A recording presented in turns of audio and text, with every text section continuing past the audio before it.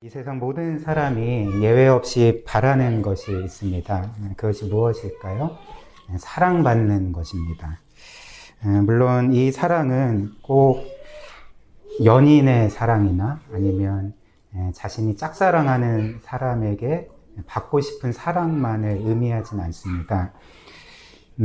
여기서 말하는 사랑은 사실 일반적이고 보편적인 의미에서의 사랑이라 할 수가 있죠.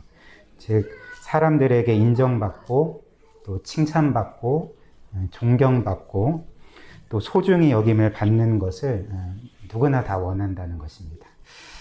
이런 사랑을 원하지 않는 분은 없으시죠? 저도 그렇고 모든 사람이 다 이런 사랑을 원하는데요. 그러나 이런 사랑을 받기 위해서는 한 가지 조건이 있는 것 같습니다. 그것이 무엇이냐면 내 자신이 그런 사랑을 받기에 합당한 자여야 되겠죠. 즉 자격 조건을 가져야 된다는 것입니다. 그래서 사람들은 늘 남들에게 소위 이런 사랑을 받기를 원하여서 노력하고 애쓰고 뭔가 사랑받을 만한 사람이 되기 위해서 자격 조건을 갖추려고 하는 것 같습니다. 저는 이런 모습을 SNS 상에서 종종 보게 되는데요. 우리 어르신들 계시니까 SNS가 뭐냐면, 카톡, 그 카카오 스토리나 아니면 요즘에 그 청소년들이 하는 트위터나 페이스북이나 인스타그램 같은 그런, 뭐라고 표현해야 될지 모르겠지만, 그런 게 있습니다. 그래서 보통 이렇게 SNS를 하는 사람들은 참 많은 소통들을 이루거든요. 심지어 내가 예전에 친했던 10년, 20년 전에 잊혀진, 관계가 끊어진 친구조차도 이렇게 온라인을 통해서 쉽게 찾을 수 있고 관계를 다시 맺을 수가 있습니다. 그래서 어떤 의미에서 이 SNS라는 것은 우리의 관계에서 어떤 혁명적인 그런 이점을 주는 것이라 할 수가 있겠죠. 그런데 사실 제가 이렇게 SNS를 하는 많은 사람들을 보면 꼭 이런 소통만을 위해서 하는 건 아닌 것 같습니다. SNS 상에서 올라오는 수많은 사진과 글을 통해서 무언가 자신이 인정받고 싶고 칭찬받고 싶고 자기를 알건 모르건 그 불특정 다수의 사람들에게 사랑을 받고 싶어 한다는 것이죠. 그래서 자신의 사진, 보통 뭐 맛있는 음식을 찍어 놓은 사진이나 아니면 어디 좋은 곳에 여행을 가서 찍은 사진이라든지 뭐 새로 산 옷 혹은 뭐 자동차 이런 것들을 사진으로 찍어서 이제 표현하고 싶은 바가 뭐냐면 나 이 정도의 사람이다. 나는 사람들에게 인정받기에 합당하고 칭찬받기에 합당하고 나는 사랑받기에 합당한 사람이다 라는 것들을 이제 은연중에 그 SNS 상에서 표현하고 또 주장하는 것 같습니다. 그리고 다 아시다시피 그렇게 사진이나 글을 올리면 그 인터넷 그 웹사이트에 보면 그 사진이나 글을 좋아요라는 클릭 버튼을 눌러서 내가 이 사진을 좋아한다. 이런 글을 좋아한다. 이렇게 표현을 하거든요. 그래서 사람들이 이제 자신이 올린 사진이나 글을 얼마나 많은 사람들이 좋아요 클릭을 하는지를 시시때때로 보면서 나는 인정받고 있구나. 나는 칭찬받고 있구나. 나는 사랑받고 있구나. 이걸 이렇게 이런 표현들을 확인한다는 것이죠. 그리고 사실 자신도 모르게 시시때때로 계속 인터넷에 들어가서 혹은 스마트폰으로 그 SNS 속으로 들어가서 계속 확인을 하는 거죠. 누가 좋아요 버튼을 눌렀는지, 얼마나 좋아요 버튼을 눌렀는지, 내가 올린 사진이나 글을 얼마나 많은 사람들이 보고 그런 버튼을 눌렀는지를 그러니까 시시때때 확인하게 되고, 그래서 그것을 통해서 감정들이 이렇게 동요하게 되는 것입니다.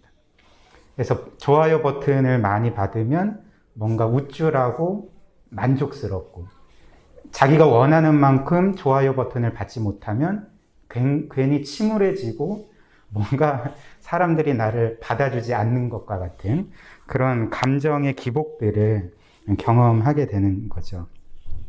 그래서 저는 이런 모습을 보면서 이제 저 자신을 포함해서 사람들이 정말 사랑을 원하는구나. 사람들이 정말 인정받기를 원하는구나. 사람들이 정말 사랑에 갈급해하고 배고파하는 거구나. 이런 것들을 보게 되는 것 같습니다. 그렇다면 한번 제가 질문을 해볼게요. 특별히 우리 청년들, 청소년들. 이렇게 본인이 올린 SNS 상의 사진이나 글을 많은 사람들이 좋아요 버튼을 누르고 그것을 내가 보게 되면 진정으로 만족하게 될까요? 참으로 행복해질까요? 물론 그때는 뭔가 행복하고 기쁘고 만족스러울 수 있지만 사실 시간이 지나면서 그 만족들이 사라지게 되죠. 그리고 오히려 더 많은 좋아요 버튼을 받기 위해서 애를 쓰게 되고 그래서 사람들이 나를 어떻게 판단하는지 평가하는지에 대해 속박이 돼버리는 것입니다. 사람들의 판단과 평가에 내 자신이 예속이 돼버리는 거죠. 그러니까 좀 심한 말로 하면 그 사람을 노예처럼 부려버린다는 것이죠. 왜 그럴까요? 왜냐하면 그 사람은 이런 종류의 사랑들, 좋아요 클릭 사랑이라고 제가 부르겠습니다. 이 좋아요 클릭 사랑을 받기 위해서 끊임없이 사람들에게 판단받으려고 하는 것이죠. 그래서 끊임없이 사랑받을 만한 자격 조건을 얻으려고 애쓰고 그것으로 인해서 노심초사하게 되고 사람들의 평가와 판단과 좋아요 클릭 수에 따라서 자기 자신이 뭔가 때로는 대단한 인물인 것처럼 또 그런 것이 없으면 뭔가 초라한 인물인 것처럼 이렇게 얽매여 버리기 때문에 이런 종류의 사랑은 사실 우리를 진정으로 만족시킬 수가 없습니다. 우리를 진정으로 기쁘고 행복하게 만들 수가 없다는 것이죠.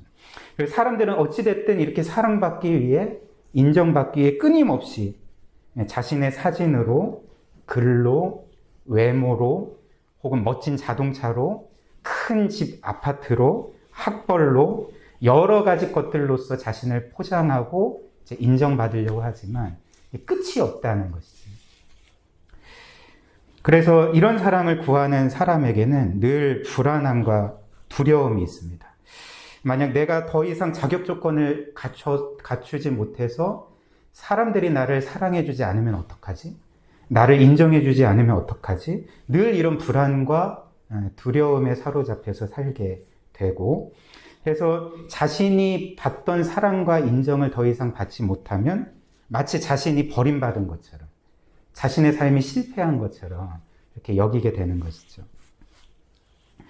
그 팀 켈러 목사님의 복음이 주는 참된 자유라는 책에 기록된 그 여러분 아시는지 모르겠지만 미국의 아주 유명한 여가수 중에 마돈나라는 가수가 있습니다. 혹시 아십니까? 이 마돈나라는 인물은 대단한 인물입니다. 정말 뭐 전 세계적으로 히트를 친 많은 음반들과 노래들을 가지고 있고요. 그래서 전 세계적으로 어떻게 보면 이제 슈퍼스타인 인물이죠. 근데 이 인물이 과거에 이런 인터뷰를 했다고 합니다. 한번 들어보십시오. 제 삶의 동력은 평범에 대한 두려움으로부터 와요. 이 두려움이 항상 저를 몰아가기 때문이죠. 한 차례 큰 일을 성공을 이루어내면 이내 내 자신이 특별한 인간으로 드러나곤 해요. 하지만 금방 다른 무엇을 하지 않으면 다시 평범하고 시시한 사람으로 느껴지죠. 이미 유명인이 되었지만 여전히 제가 특별한 사람이라는 것을 증명하고 확인해야 해요. 그래야 직성이 풀리죠. 이런 제 몸부림은 지금도 계속되고 있어요. 아니, 끝도 없을 것이에요. 이렇게 인터뷰를 했다고 합니다. 부와 명예를 다 가진 자. 사람들에게 최고의 인정과 사랑과 인기를 독차지했던 그 슈퍼스타인 이 마돈나가 하는 말이 뭐냐면 평범함에 대한 두려움이 있다는 거죠. 그러니까 늘 나는 특별해야 되고 사람들이 나를 보면 환호해야 되고 그리고 높여줘야 되는데 그것을 위해서 늘 애쓰는 자신의 모습을 바라보며 이런 노력이 아마 끝도 없을 거예요 라고 말하는 것입니다. 바꿔 말하면 어떤 이야기겠습니까? 지금까지 받았던 모든 사랑과 인정에도 불구하고 전혀 만족감이 없다는 거죠. 그러니까 진정한 만족을 누리지 못하고 있음을 우리가 보게 되지 않습니까? 이렇게 세상의 사랑, 소위 좋아요 클릭 사랑은 우리를 진정으로 자유하게 하거나 평안을 주지 않습니다. 우리를 결코 만족시킬 수 없죠. 말씀드렸듯이 오히려 이런 사랑은 우리를 다른 사람들의 판단의 노예가 되게 만들어버리고, 그리고 그 판단에 의해서 자기 자신의 가치를 판단하게 됩니다. 그래서 좋아요 클릭 사랑을 많이 받으면 교만해지고 남을 깔보게 되고, 좋아요 클릭 사랑을 받지 못한다면 오히려 자신이 실패자가 된 것과 같은 두려움에 빠지게 되는 거죠. 이게 바로 이 세상 사랑의 특징이라 할 수가 있습니다. 그런데 오늘 본문 말씀에서 이제부터 중요한데요.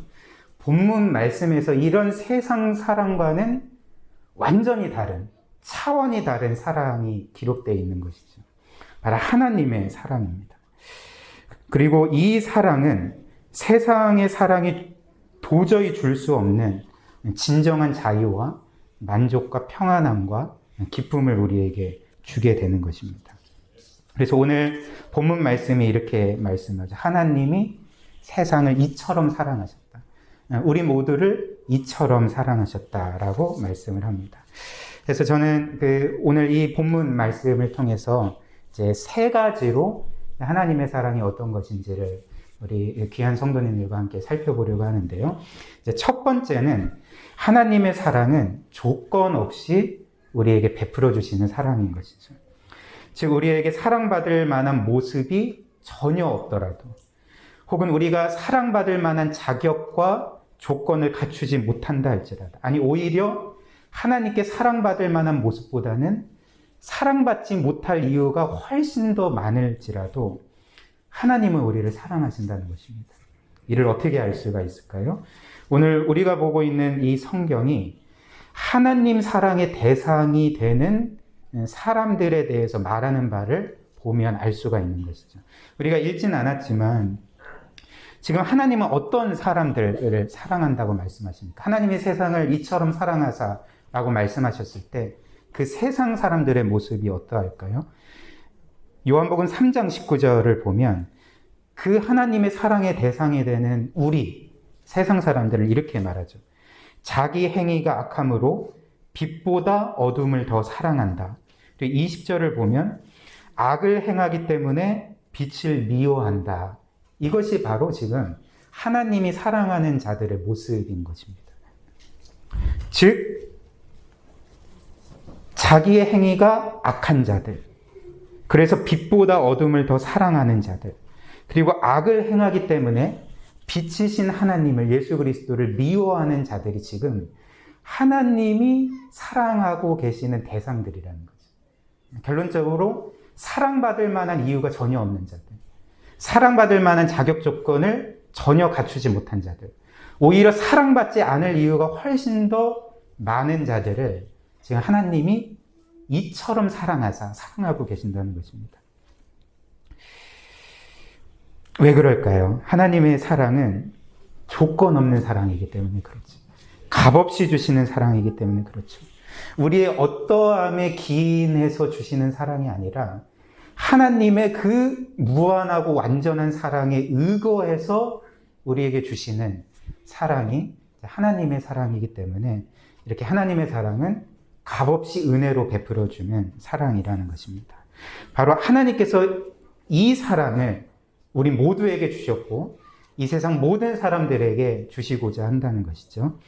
그리고 두 번째로 하나님의 사랑은 값없이 주시는 사랑일 뿐만 아니라 독생자를 주신 사랑이죠.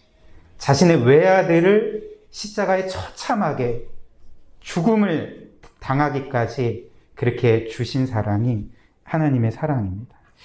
이는 세상에서 가장 놀라운 사랑이라 할 수 있죠. 우주에서 가장 놀랍고 어떤 면에서는 충격적인 사랑이라 할 수가 있습니다. 여기 계신 우리 귀한 성도님들도 다 자녀가 있으신 줄 아는데요. 한 사람이 어떤 사람을 진짜 사랑한다면, 정말 지극히 사랑한다면 아마 그 사람을 위해 생명까지 내어줄 수도 있을 것 같습니다. 근데 한 사람이 아무리 또 다른 사람을 사랑한다 할지라도 결코 줄 수 없는 게 있거든요. 그러니까 자신의 생명까지 줄 수 있는데 한 가지는 줄 수 없습니다. 그것이 무엇이냐면 자기 자녀의 생명인 것이죠. 아무리 한 사람을 사랑한다 해도 자신의 생명까지 내어줄 정도로 사랑한다 할지라도 자신의 자녀를 죽음에 내어주는 법은, 죽도록 내어주는 법은 없다는 것입니다. 그 무엇과도 바꿀 수 없는 것이 자녀의 생명이기 때문이죠. 최근에 콜롬비아에서 경비행기가 추락을 해서 성인 남녀 3명이 죽음을 당한 일이 있었습니다. 근데 놀랍게도 제가 그 뉴스를 보니까 그 타고 있던 모든 성인들은 다 죽었는데 그 1살짜리 남자아이가 살아남은 거예요. 그래서 알고 보니까 아마도 추락하는 그 과정에서 엄마가 그 아이를 꼭 안았고, 그래서 추락했을지라도 엄마가 그 아기를 끝까지 보호했기 때문에, 자신의 몸으로 자신의 생명을 다하기까지 그 아이를 보호했기 때문에 그 아이는 다치기는 했지만 생명을 구할 수가 있었다는 그런 기사를 본 적이 있습니다. 이처럼 부모는 자기의 생명보다도 자녀를 아끼지 않습니까? 근데 오늘 이 요한복음 3장 16절에 나타난 하나님의 사랑은 어떤 사랑입니까? 우리를 사랑하시되 아들 예수 그리스도를 우리를 위해 주시는 사랑이라는 것이죠. 우리로서는 도저히 상상할 수도 없고 가늠할 수도 없는 그 외아들을 희생시키시는 사랑을 바로 우리에게 주시고자 한다는 것입니다. 그래서 하나님이 세상을 사랑하사라고 말씀하시면서 어떻게 말씀하십니까? 독생자를 주셨다, 이렇게 말씀을 하시는 것이죠. 이 사실은 우리에게 무엇을 알려줄까요? 하나님께서 우리를 사랑하실 때, 우리를 그토록 사랑하실 때 어느 정도까지 사랑하시냐면 자신의 그 영원하신 아들 예수 그리스도만큼 사랑하신다는 것이죠. 그분의 생명만큼 사랑하신다는 것이죠. 정말 우주보다도 더 광대하고 영광스럽고 그 탁월하신 그 성부 하나님과 모든 면에서 동일한 그 성자 예수님의 그 가치만큼 우리를 사랑하신다는 말이 도저히 믿기지 않습니까? 그러나 하나님이 오늘 이 말씀을 통해 우리를 그렇게 사랑하신다. 자격 없는 우리를, 죄인일 뿐인 우리를 그렇게 사랑하신다라고 말씀하시는 것입니다. 우리에게 그런 사랑과 대우를 받을 만한 것이 있기 때문이 아니라 하나님의 그 완전한 사랑 때문에 우리에게 그런 사랑을 주시고 아들 예수께 주신 그 가치를, 그 무한한 가치를 우리에게도 부여해 주신다는 것입니다. 마지막 3번째로 하나님의 사랑은 멸망할 우리를 구원하여 영원히 살게 하는 사랑인 것이죠. 저는 지금까지 목사로서 사역을 하면서 특별히 제가 그 전에 있던 교회에서 전도 부서를 오랫동안 담당을 했습니다. 그래서 제가 어찌됐든 뭐 이런 말 드리기는 좀 죄송하지만 전도를 좀 했거든요. 그래서 어찌됐든 제가 있던 지역에 뭐 고속터미널이든지 아니면 공원이라든지 이렇게 계속 나가서 전도를 했습니다. 그리고 또 목사로서 신방을 하면서 믿지 않는 가정의 남편이나 혹은 가족들이나 부모님에게 복음을 전한 적도 있는데요. 근데 저는 이렇게 복음을 전하면서 늘 이렇게 묻는 질문이 있었거든요. 그것이 무엇이냐면, 선생님, 만약 천국과 지옥이라는 것이 진짜 있다면 선생님은 오늘 이 세상을 떠나더라도 천국에 들어갈 수 있다고 생각하세요? 라는 질문을 늘 했습니다. 그런데 제가 지금까지 경험한 바에 따르면 이런 질문을 했을 때 열의 9명은 뭐라고 답을 하셨냐면, 지금 상태로는 내가 천국에 들어갈 수 없습니다. 내가 지금까지 죄도 많이 지었고 또 좀 내가 생각하기에 잘 살지를 못했는데 어떤 면에서는 참 형편없게 살았는데 내 삶을 이렇게 쭉 돌아보니까 나는 지금 상태로는 천국에 들어갈 수 없을 것 같습니다. 이렇게 대답을 하시는 거죠. 이는 무엇을 보여줄까요? 자신이 지금 알고 있는, 자신이 지금 살아온 인생의 모습들이 천국에 들어갈 정도로 완벽하지 않다고 생각을 하는 것이죠. 그래서 자신 없다라고 생각을 하는 것입니다. 즉, 이는 자신에게 죄와 허물이 있고 또 그로 인해서 양심의 가책과 심판의 두려움과 공포가 있다는 것을 이제 보여주는 것이 아닙니까?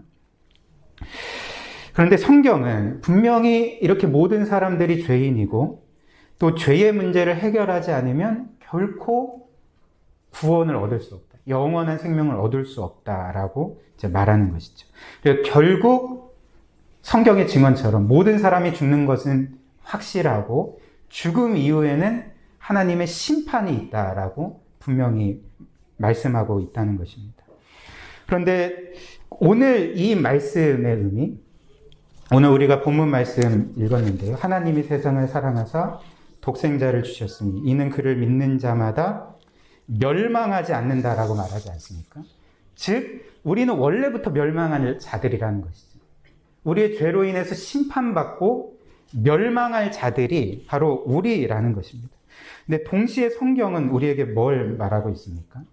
우리가 원래부터 죄로 인해서 멸망할 자들이었지만, 죽을 자들이었지만, 심판받을 자들이었지만, 동시에 하나님은 우리를 사랑하시고, 동시에 우리를 구원하기를 원하신다는 것이죠. 그렇기 때문에 하나님은 이 세상을 이처럼 사랑하사 독생자를 주셨다라고 말씀을 하는 것입니다. 왜 주셨습니까? 우리의 모든 죄값을 그리스도를 통하여 치르시기 위해서. 그리스도께서 우리의 모든 죄짐을 짊어지시고 십자가에서 죽으심으로써 우리를 위한 완전하고 영원한 대속을 이루시기 위해서. 그래서 그 그리스도를 통해서 우리를 구원하시기 위해서 바로 독생자를 주셨다라고 이제 말씀을 한다는 것입니다.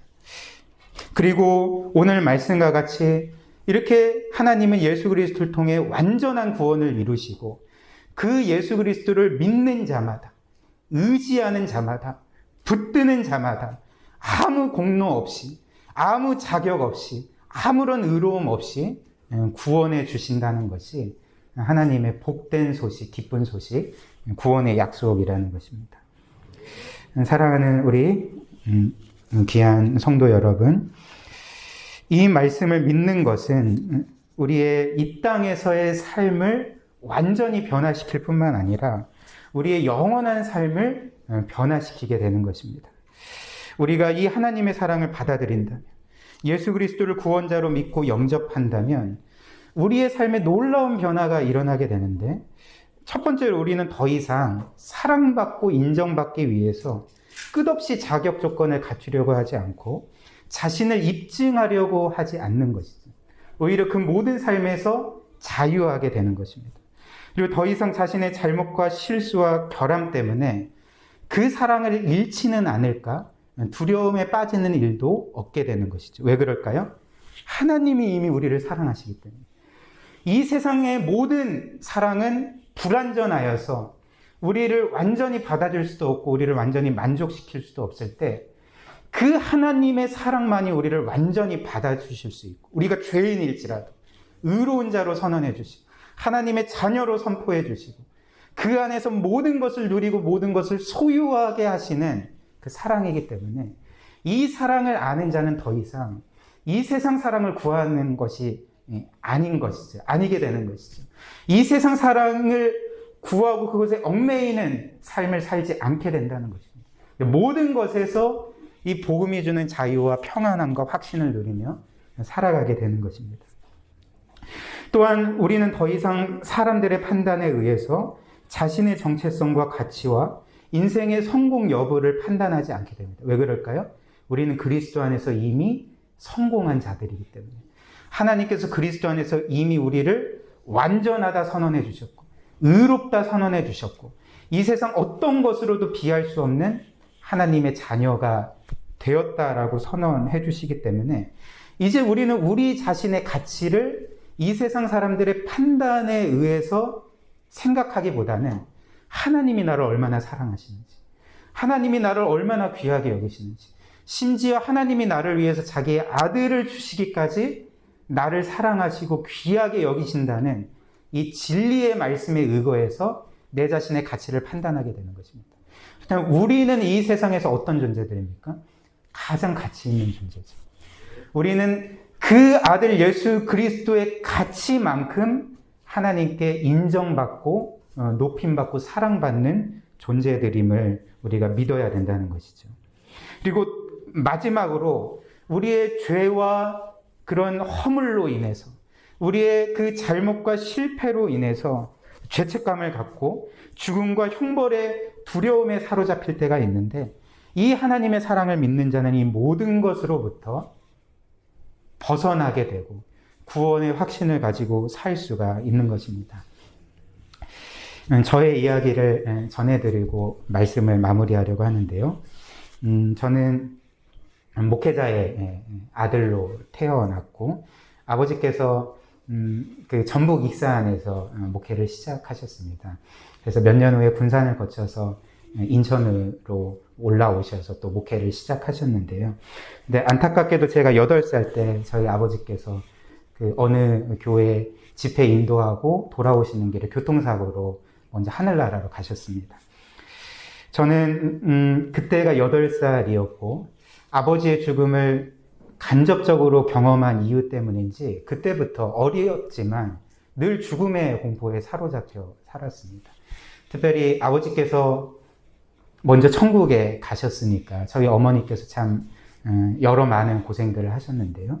그래서 늘 일을 하셔야 됐고 그래서 저녁에 들어오실 때 조금이라도 늦으면 막 그때부터 불안해지는 거예요. 막 어쩔 줄 몰라하는 그런 상황에 빠지게 되는 거예요. 왜냐하면 어머니가 조금만 늦게 들어오실 때에 혹시 어머니도 무슨 사고 때문에 큰일이 나신 게 아닌가. 어머니까지 그렇게 돌아가시면 나는 그리고 내 동생은 어떻게 사나. 늘 이런 두려움에 사로잡혀 살았습니다. 어머니의 죽음에 대한 공포뿐만 아니라 제 자신도 내가 혹시나 어떤 큰 사고를 당해서 죽지는 않을까. 그러니까 이런 늘 두려움에 사로잡혀 살았던 것이죠. 또한 집이 가난하고 아버지가 없다는 이유 때문에 사실 자존감이 굉장히 낮았습니다. 자존감이 굉장히 낮고 특별히 사춘기를 겪으면서 제 현실에 대한 저의 처지와 저희 가족의 처지에 대한 그런 불평, 불만과 그런 분노 가운데 살았던 것 같습니다. 그러다가 20대 때 주님이 저를 만나 주신 것이죠. 그때 정말 놀랍게 저의 삶이 변하더라고요. 정말 그리스도를 만나기 전과 후가 정말 분명하게 갈리면서 저의 삶이 너무나도 혁명적으로 바뀌게 되었습니다. 가장 바뀌었던 것들 중에 일단 죽음의 공포 자체는 하나님이 나를 정말 구원해 주셨다는, 확실하게 구원해 주셨다는 그 구원의 확신으로 인해 사라지게 되고 그때까지 겪었던 낮은 자존감 그리고 불평과 불만과 분노들이 정말 크게 해결이 되면서 저에게 이런 확신이 들게 되었습니다. 나 같은 죄인까지도 하나님께서 정말 나 같은 죄인까지도 그 아들 예수 그리스도의 피값으로 생명값으로 구원해 주셨다면 이토록 하나님이 나를 사랑하신다면 내 삶을 분명히 책임져 주실 것이다. 그리고 나의 과거의 삶뿐만 아니라 이후의 삶 가운데도 하나님께서 늘 나와 함께 해주시고 나를 지켜주시고 내가 알지는 못하지만 나의 모든 삶이 합력하여 선을 이루도록 그렇게 역사하실 것이다. 그분은 내 아버지니까. 이런 확신이 드는 거예요. 그래서 그때 이후로는 삶이 순탄할 때도 또 어려울 때도 늘 이 하나님 아버지의 사랑, 그 삼위일체 하나님의 사랑. 그래서 하나님께서 분명히 나를 포기하시지 않고 내가 잠시 어려움을 겪는다 할지라도 결국은 나에게 가장 좋은 것을 주실 것이고 나를 가장 선하게 인도하실 것이다 라는 그런 믿음으로 이렇게 하루하루를 살아온 것 같습니다. 이제 어떤 상황에서도 하나님을 신뢰하고 감사할 수 있게 된 것이죠. 이 모든 것이 우리에게 어떻게 오게 됩니까? 바로 예수 그리스도를 통해 오는 거죠. 그리스도께서 우리를 위해 이루신 모든 일 때문에 우리가 이렇게 죄 용서받고 구원받고 하나님의 자녀로서 이 세상 어떤 것도 줄 수 없는 이런 진정한 평안과 만족과 감사함 가운데, 자유함 가운데 살게 되는 것입니다. 이 은혜를 누리기를 원하십니까? 그리스도께로 나아가십시오. 그리스도를 바라보십시오. 늘 그리스도께서 우리를 위해 행하신 모든 일들을 기억하십시오. 그때 우리의 마음에 이런 아버지의 사랑의 은혜, 그 삼위일체 하나님의 사랑의 놀라운 은혜들을 경험하게 될 것입니다. 이런 은혜가 우리 사랑하는 공산교회의 모든 성도님들에게 있기를 주님의 이름으로 축복합니다.